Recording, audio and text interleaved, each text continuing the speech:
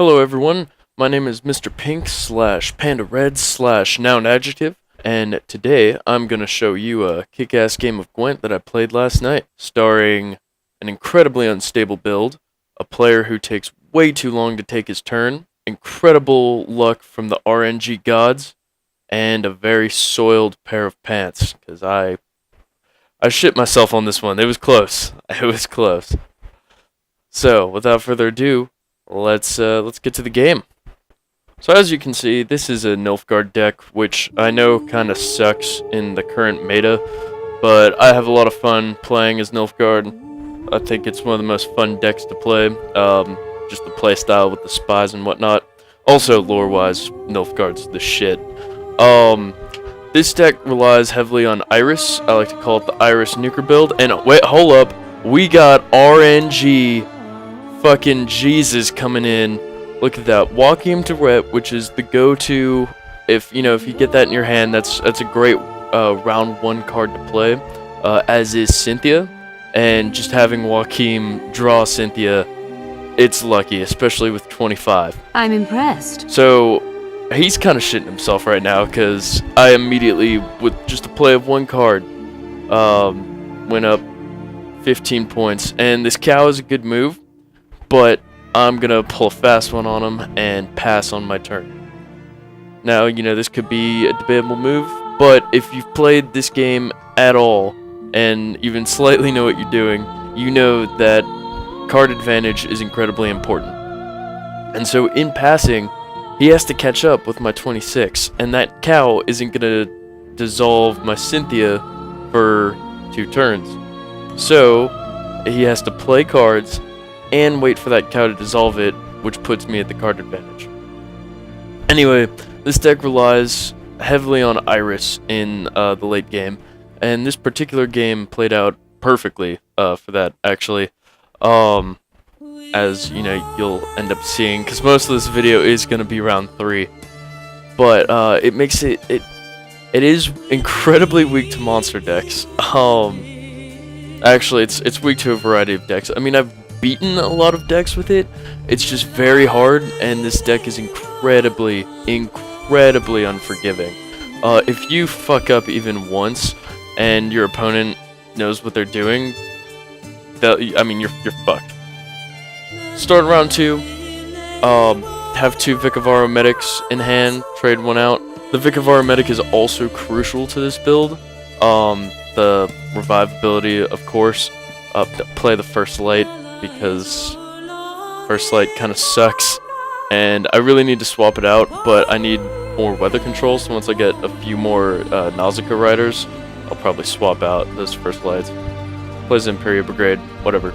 But anyways, as I was saying, this build is incredibly unforgiving, and like I said, if you fuck up, you're done.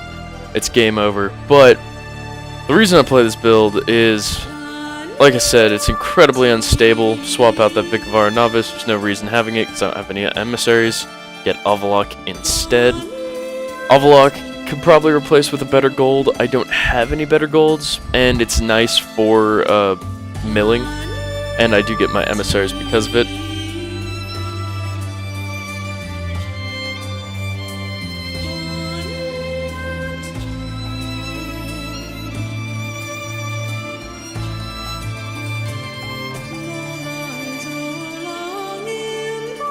So,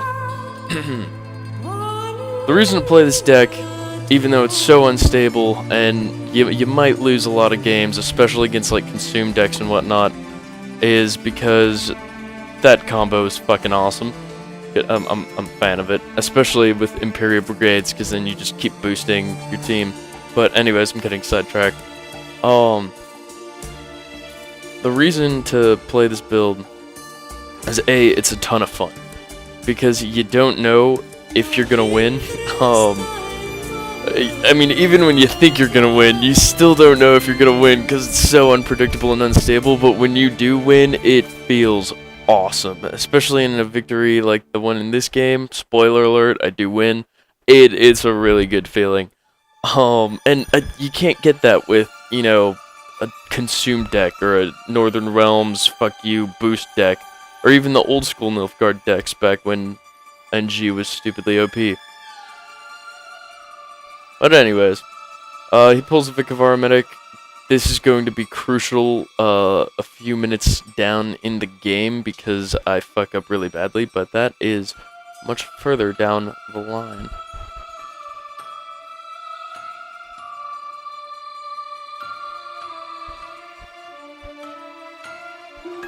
A lot of the fun from playing Nilfgaard, for me at least, and especially, you know, these kinds of decks, are just the copious amounts of units that you can draw in a turn. Before all of the nerfs way back when, I hadn't played Gwent for like a month, by the way, before a couple days ago. But before all those nerfs, I mean, you could shit unit, like, you could just diarrhea units. It was awesome. You still can, and that's one of the reasons why, as I said before, I really enjoy playing Nilfgaard decks. Because, you know, you can just shit out cards, and it's fun. And you can make your opponent frustrated with some of the plays you can pull, which is the core play of this, which you're seeing right now, even though I'm being a dunce and reading the other cards, is the Emissary, after you play the Emissary, the Vikavaro medic, revive your Emissary that you killed with your Nazca Rider. If you have another Nazca Rider, then you can play that again. If you want to be so bold, you could Kahir your Nazca Rider. I don't ever do that, so I may be talking out my ass and it doesn't actually work, but I digress. Because he did, he used Swears and fucked over my Nazca Rider, and put him on the graveyard. I was out of a method to get rid of the Emissary, but as you saw, I used the Diseased Cow, which is a great card, to my advantage. And as you are going to see, I'm gonna get 2 Emissaries in the graveyard, which is, oh wait, no I'm not. Fuck. God, I watched this footage like 69 times. Alright, I lied. Sorry about that, that's awkward.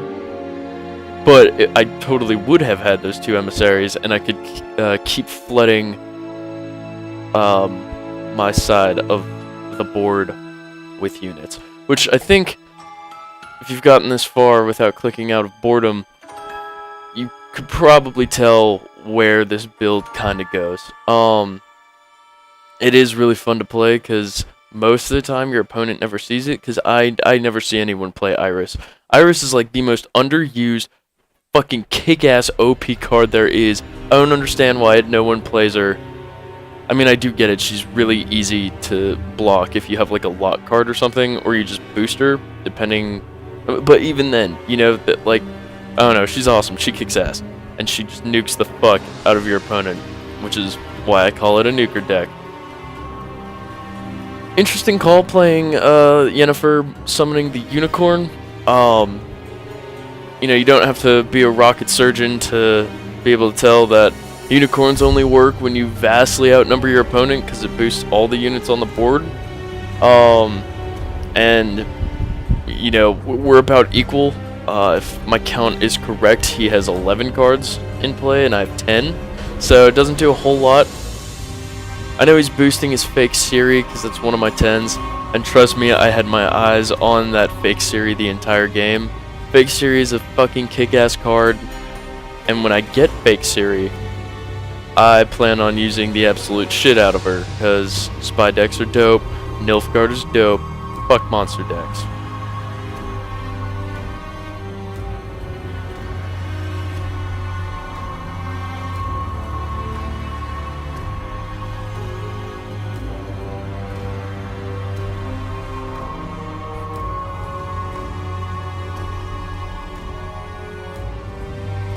And so at this point of the game, you know, I'd see the score's pretty close. It's getting hairy. He's got that fake Siri, which is at, I believe, 16 points. Sorry, my laptop's shitty and I can't really see very well, but it's a little bit too close for comfort. I'm not a huge fan.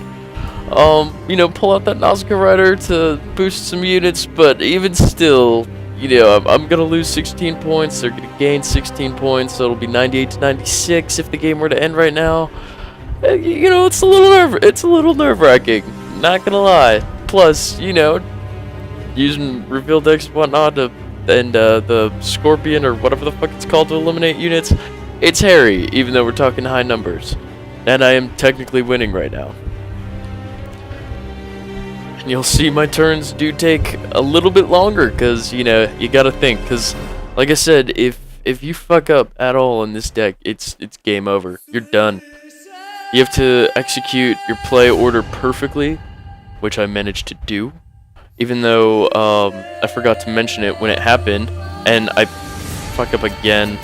I mean, I get, you know, like I said, with this build, you want to spam units, but I could have used that K here a little bit better. Actually, wait, no, I couldn't have. I'm talking about my ass again. I'm sorry. Don't even listen to a word I'm saying.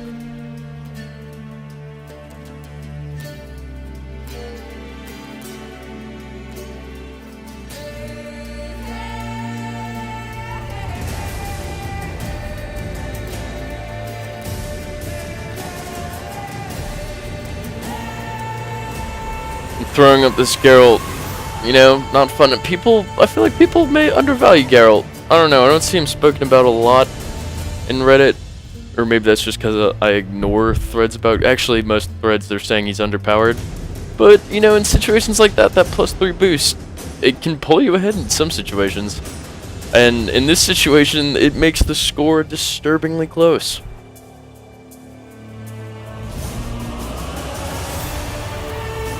Especially considering he has that Nilfgaardian Knight, that nice +10, plus reveal once he uses it. You know, it does not look too, as I said at the beginning of this video, with this deck, even if you think you're winning, you don't know if you're gonna win.